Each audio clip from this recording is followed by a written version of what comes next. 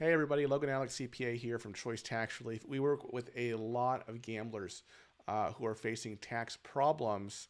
I made a video about this, and on that video, MV Zarelli says, "Hey, this year I have a net loss. I'm assuming from gambling because you commented on the gambling video.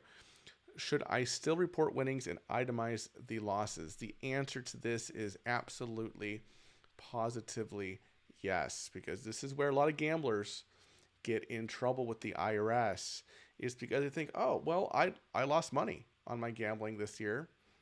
I don't have to report it on my taxes.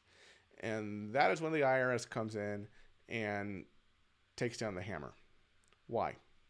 Well, you got to think about it.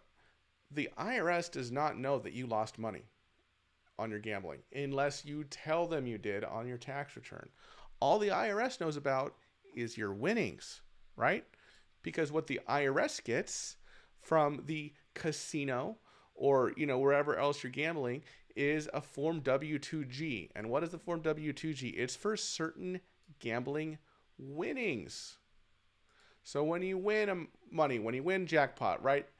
That gets reported to the IRS on a form W2G.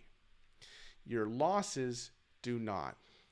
Now, we have a lot of clients lately who are getting a 1099K, because they're doing something online, and they're, putting the money into PayPal and using PayPal to make deposits to some online gambling platform. And so they're getting payouts like from PayPal on 1099K or something else on 1099K. It's the same thing. What is being shown on the 1099K? It's your payouts, okay? Not what you put in, right?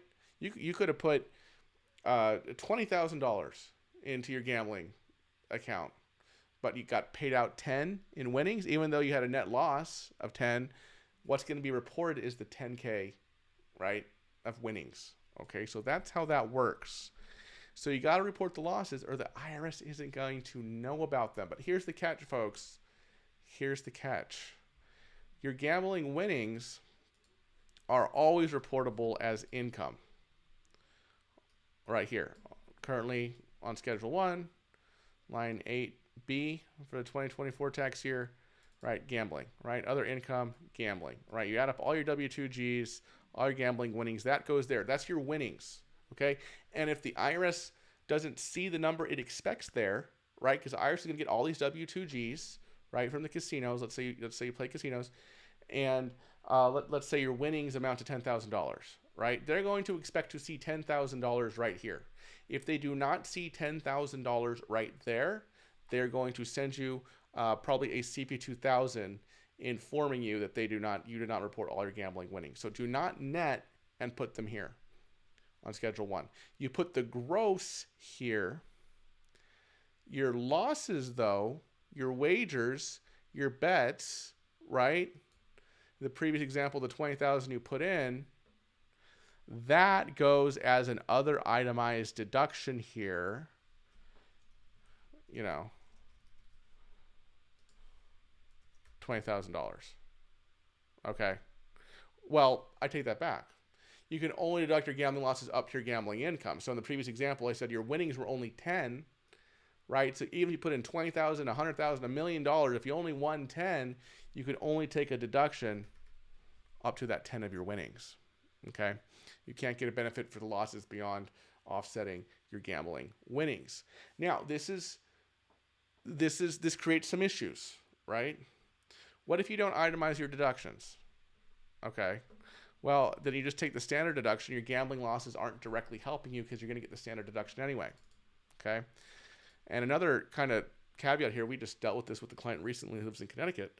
Some states do not allow you to deduct your gambling losses, even just to offset your gambling winnings, right? This particular individual was in Connecticut. And Connecticut does not allow you to take an itemized deduction for gambling losses against your gambling winnings, right? So this individual ended up being okay and not owing too much for federal income tax purposes, but this individual owed a ton of Connecticut state taxes because Connecticut is one of the few states that does not allow a deduction for gambling losses up to gambling winnings. And, this is I don't want to get too far into the ethics of taxes and all that, but this is, in an effort to combat a vice, right?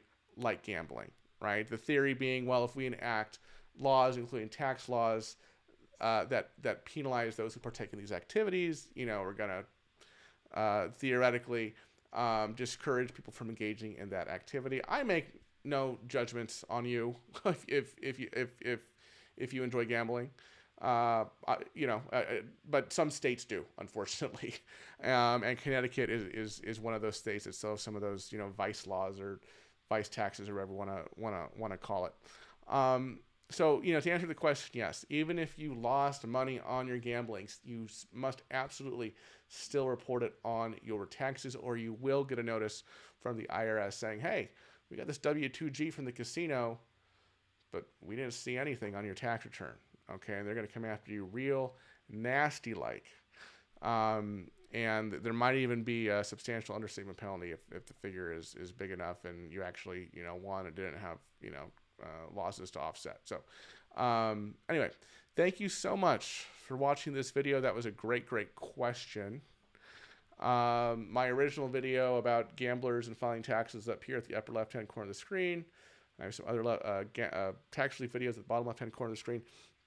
If you're in tax trouble, gambler or not, you owe at least $10,000 to the IRS, or you have multiple years of unfiled tax returns, give us a call at Choice Tax Relief, 866-8000-TAX. That's 866-8000-829. Or go to our website, choicetaxrelief.com, fill out the form, and we will reach out to you. Thank you so much for watching, everybody, and I'll see you in the next video. Bye-bye.